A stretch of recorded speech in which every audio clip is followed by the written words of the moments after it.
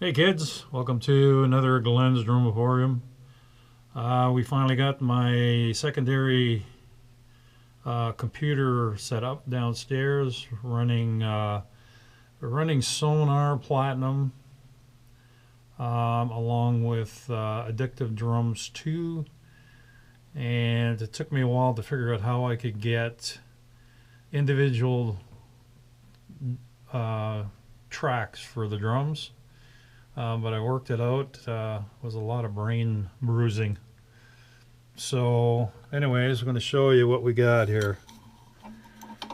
Don't mind the lights down here. I've got Halloween stuff going outside, so.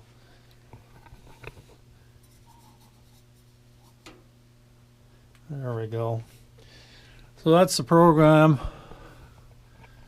Addictive Drums. Yeah, okay, I probably could have run a laptop for this, but I didn't have a spare one. Secondly, I want to do recording on this also for my ideas, rough drafts, at night, and that's why we've got the electronic kit, and that's why we're running headphones for the most, although we have speakers too. Anyways, that's the program. The trickiest part about doing this was the Midi map. I won't get into that. You'll have to read about that. It's hard to explain, but basically it's routing signal. So just think of it like patch bays, trying to get things going and working. So this is the layout for the most part. And we got master, got a drum bus. So on this kit, as you can see, basic kit.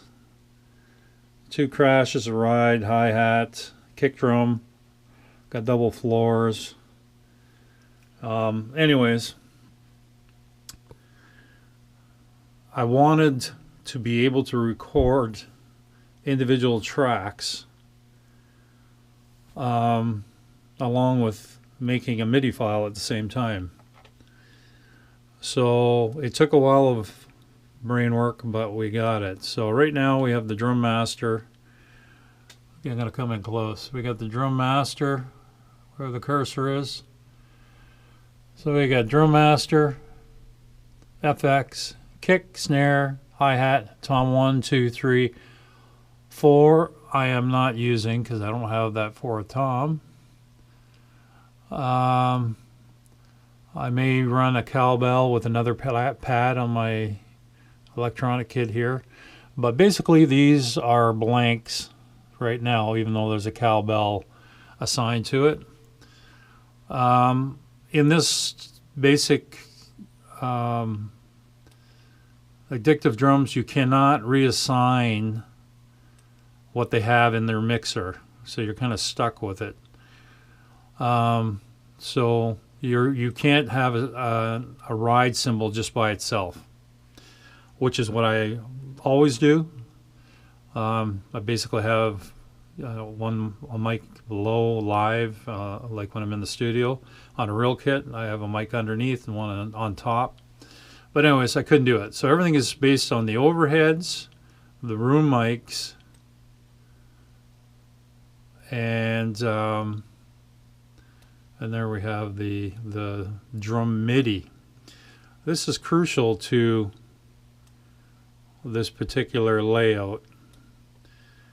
It allows me to solo each track. If I didn't have that Midi track, I won't get into explain it. It's just too hard to explain. But without that Midi track, it would not solo properly. So it would just be silent. So anyways, everything's working. So as you can see, we basically got the kick. I'm going to tap the snare with my finger here. That's the 1st tom. The hi-hat, I'm tapping right now. There's the 2nd tom, and that's the 3rd. 4th is dormant. I don't have one. Don't need one right now. So then we go to the overheads. Right here, and they're panned a little bit. And the room mics are picking that up. There we're going with the crash.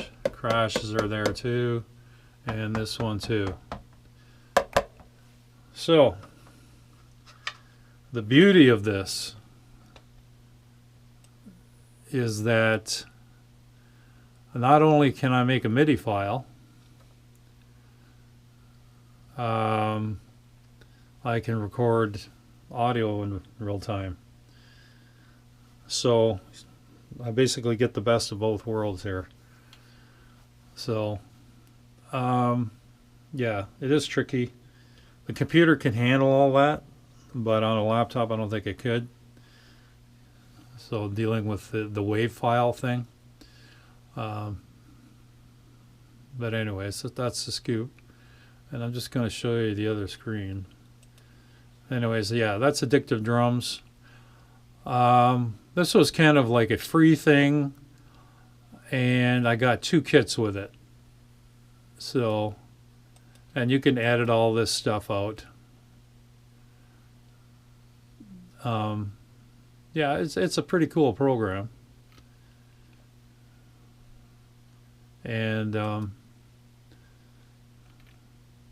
I've got 2 main kits with this, so, and it's good enough for what I do. And you got your effects.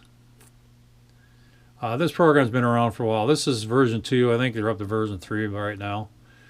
And your MIDI mapping is in here. Pretty complicated stuff. Yeah, so let me, well, actually, let me do this first. Go on to another view. So this was the test earlier. Snare was a bit hot, as you can tell. But there, it records the MIDI. The MIDI tracks right here. And it records wonderful wave files.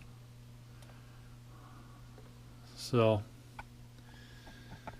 one of the tricks I had to get around was the module I use.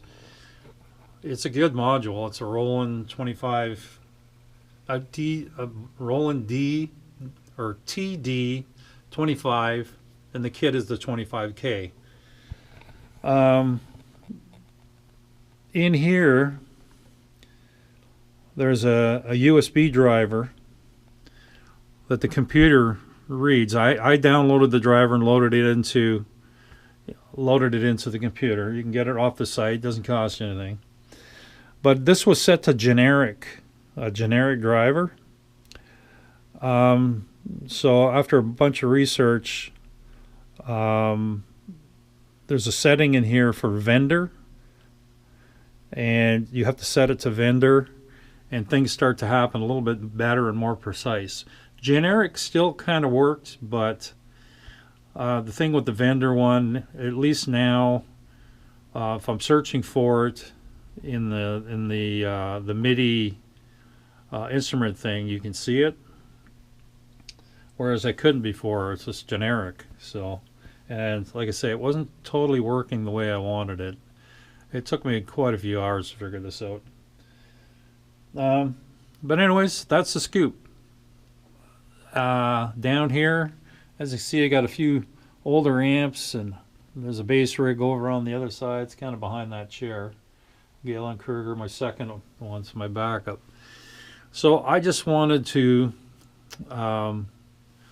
late at night when I'm doing raw recordings down here, just to keep things quiet with the drum part. Like, I don't have a problem playing that kit behind me, but, you know, I can't do it at midnight and, you know, till 6 in the morning, and I'm a night hawk, so I'm always working on my originals. This works out perfect. So once I get a drum part and stuff done, I can edit it down here or take it upstairs. I have the same software on the brand new computer, although I won't be doing much on that one except for maybe guitar lines and bass lines, but no drum related stuff whatsoever except for maybe editing. So that's the scoop. So it is working. I'm happy with that. So, and like I say, there's the drum levels.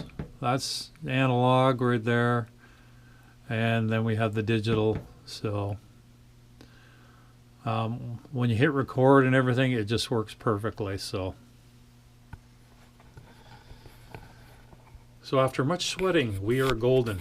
So I'm going to be down here quite a bit, farting around with this stuff. Thanks for watching.